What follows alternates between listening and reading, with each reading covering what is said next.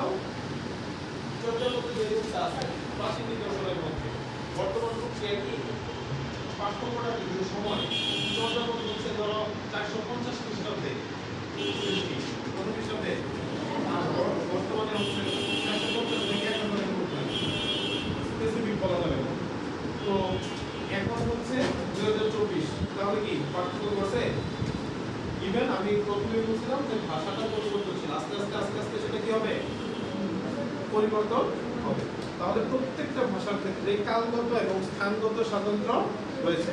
তাহলে বাংলা ভাষার অন্যতম একটা বৈশিষ্ট্য হচ্ছে কালগত এবং স্থানগত স্বাতন্ত্র্য।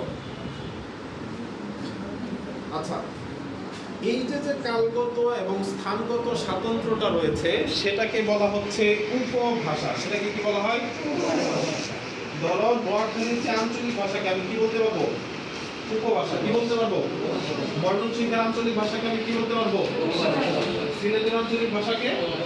অর্থাৎ একটা ভাষা গোষ্ঠী থেকে অন্যান্য অঞ্চল ভেদে যে ভাষার রূপের পার্থক্য ঘটে সেটাকে আমরা উপভাষা বলতে পারি।